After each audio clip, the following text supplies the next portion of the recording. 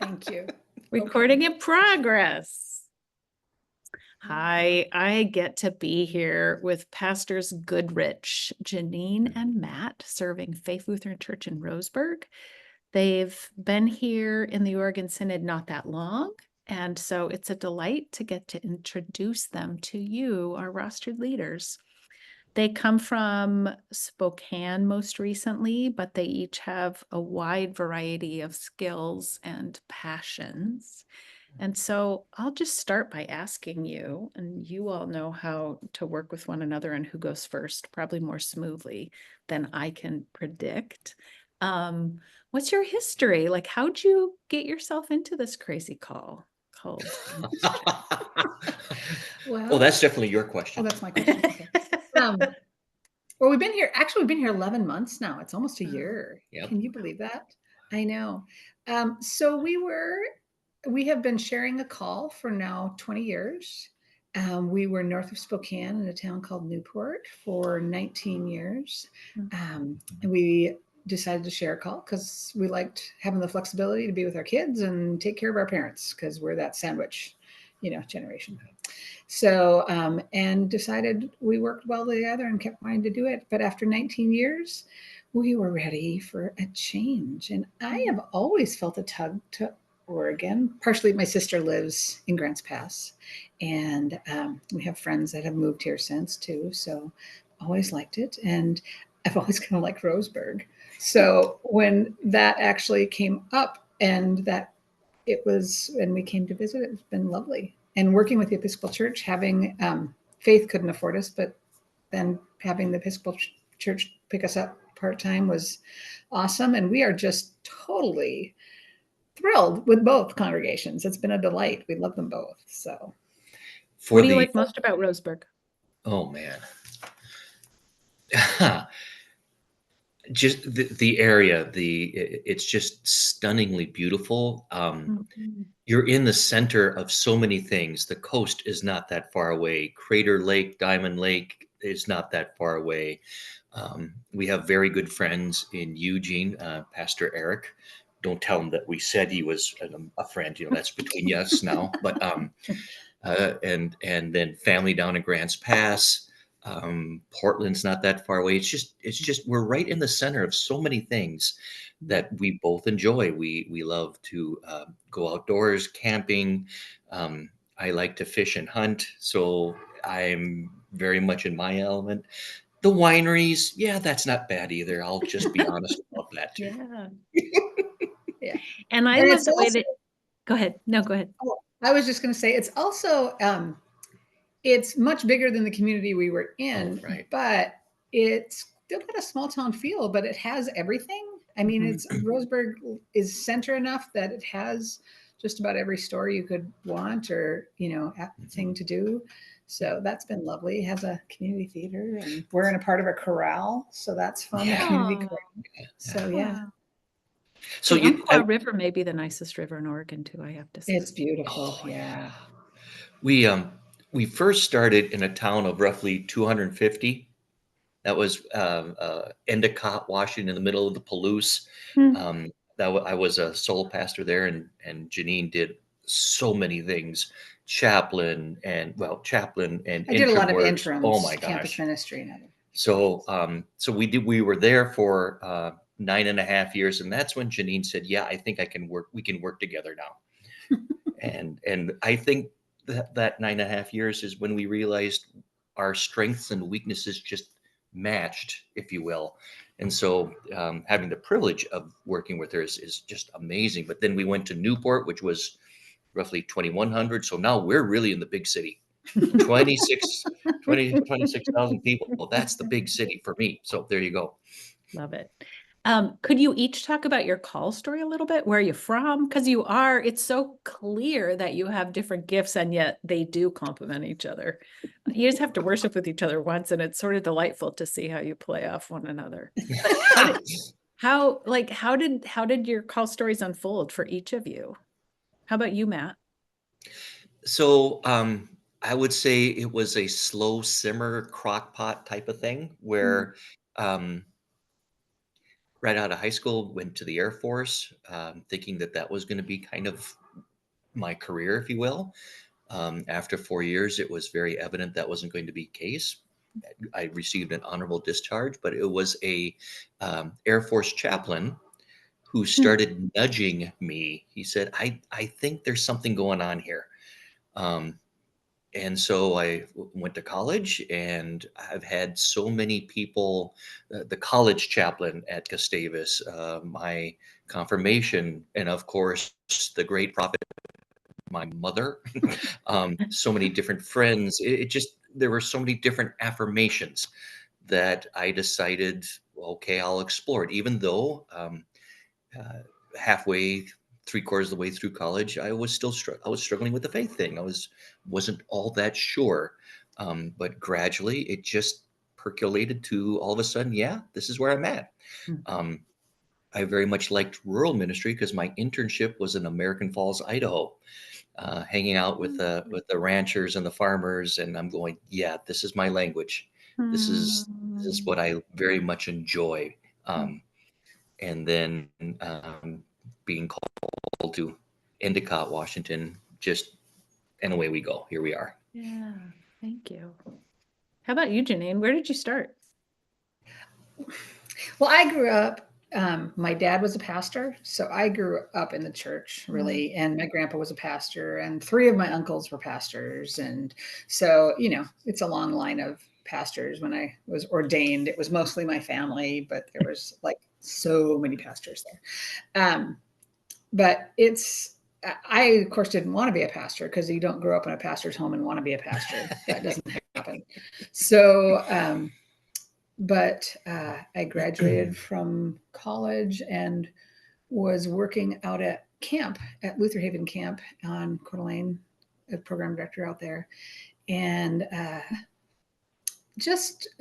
I had been at Holden Village also for a year volunteering. And in both places really found, I just loved being in church stuff.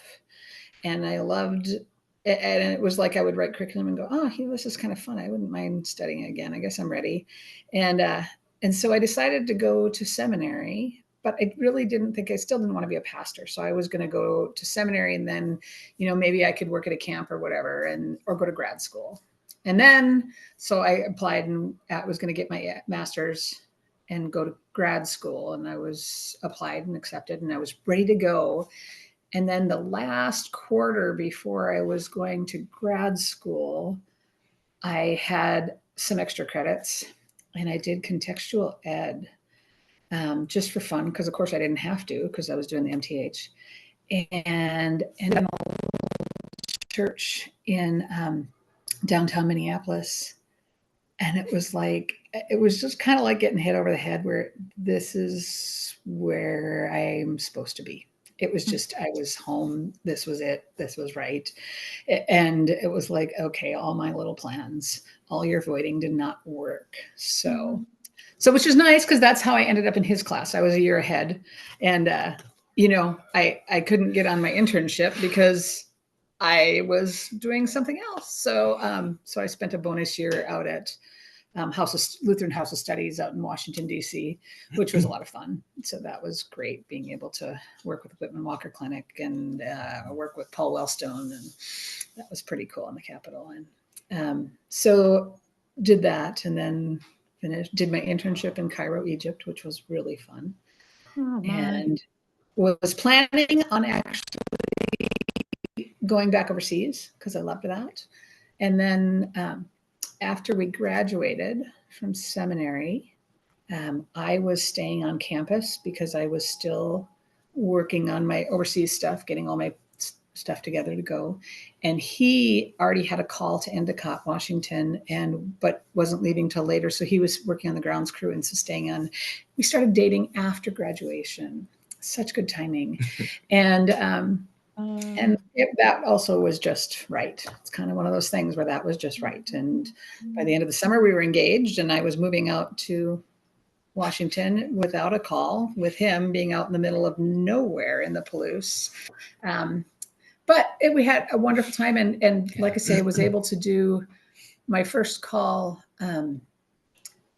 was hard because just some really traumatic clergy misconduct, sexual misconduct was revealed while I was there. It's the first woman pastor, so the first person they told, and a really ugly history.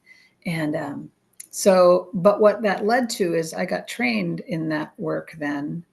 And so then I did an interim at another congregation. And then I did that boundary work for many years until basically until I left the synod.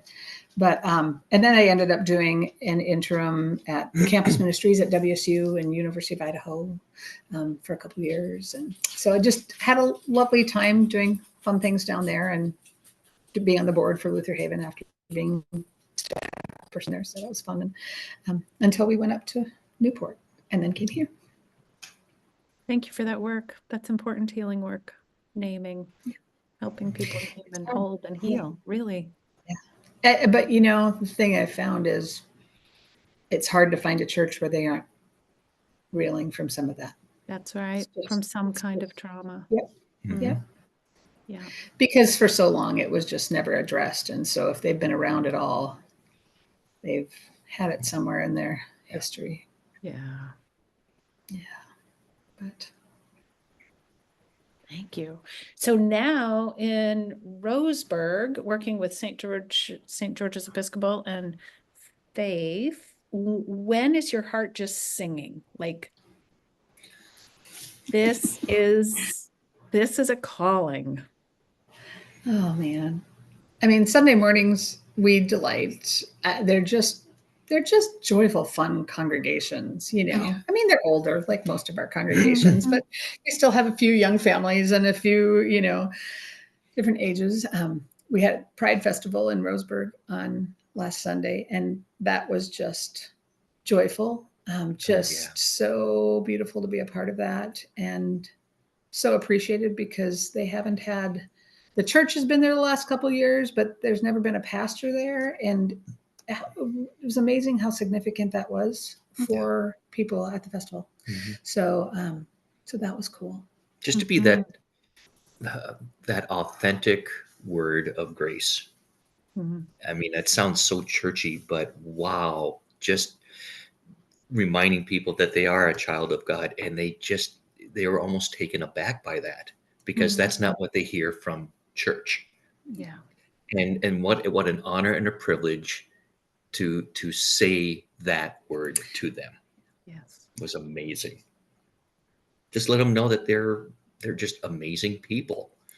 But we're just having fun in general. I mean, joy. It's been, like I say, both congregations are just have their different strengths. Lots of laughter. Yeah.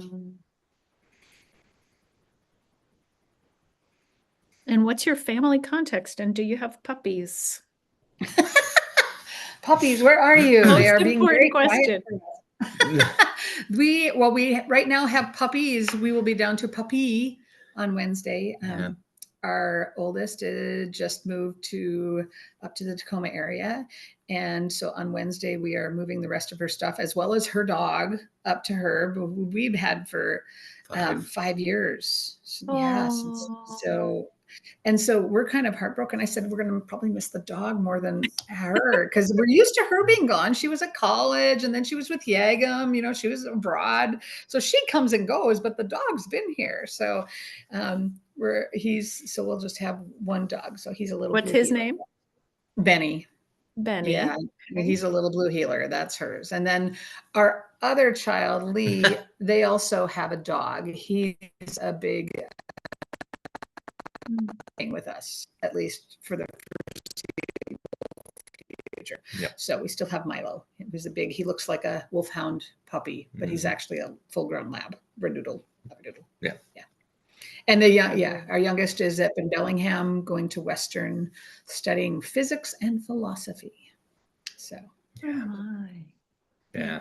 And the oldest that moved to Tacoma is the kindergarten teacher. So that's fun and exciting. Yeah. So what do you see on the horizon for the next couple of years ahead? Is there anything that you'd love to do personally or professionally? it's going to be interesting to see how the fact that we are very much an alternative word, how is that going to be in Roseburg? I'm kind of excited about that. Mhm.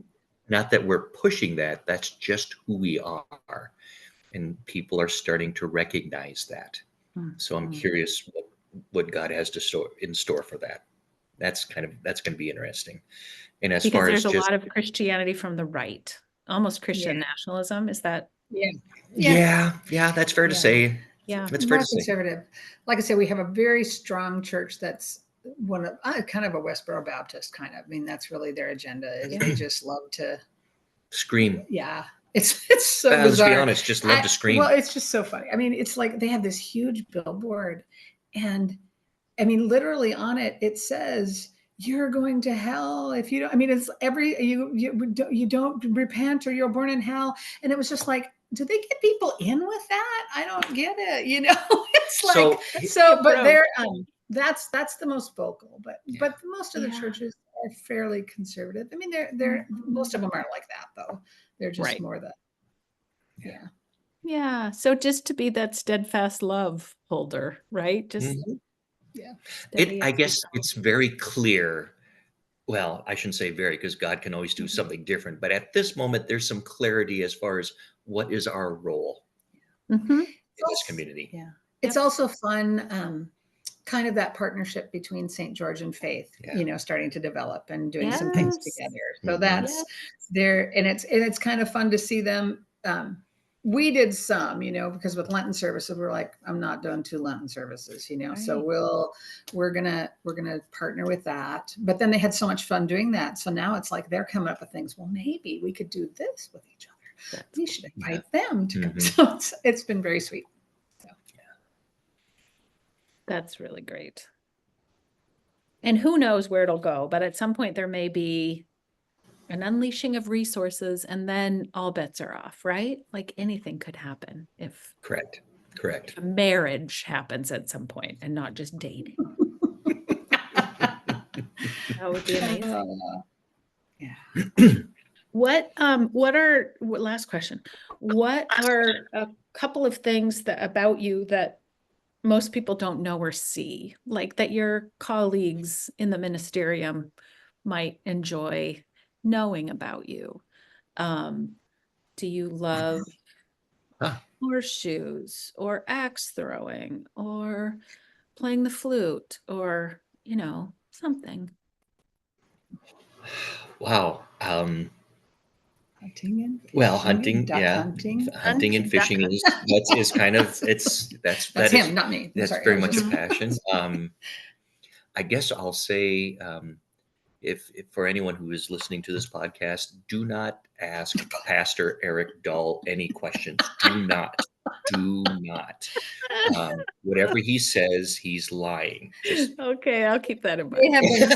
they have been very good friends since seminary. So- So and we've been part of Eric and his kids' life for their whole life. So That's a gift. he's our youngest godfather. So Mhm. yeah. How about you, So, yeah, Janine? Hidden talents, passions? I enjoy doing some community theater and enjoy singing and doing crosswords and watching Korean television. Watching Korean television. Wow. I know. I smashed my ankle really badly and was laid up for a long time, like a month or two. And that's all I did. And I've been hooked ever since. It's really sad. Just like any kind, it doesn't even matter. It's Korean television. It's not, it's like any genre of Korean television. It's really, really bizarre. That is the I know. answer to that question, because I would never have guessed it in 10,000 guesses. There you go. So I also enjoy cooking. There, I can. Yes, He's a very good cook. Well, I should say I enjoy reading recipes. There's a difference between cooking and reading recipes. So I definitely read. As someone who collects cookbooks, I understand. Perfect. So, well, I'm really grateful you are in the Oregon Synod with us on the way of Jesus with us, in the muck and the We are. mire and the unknown future with us. We are very grateful as well. Very grateful. Thank you. And I really look forward to seeing you at Bishop's Convocation soon. Yes. Yeah. Very soon. Yes. Yes. All right. So reach out to these good souls if you happen to see them around, and go in peace. Thanks, you all. Thank you. Thanks. Bye. Bye.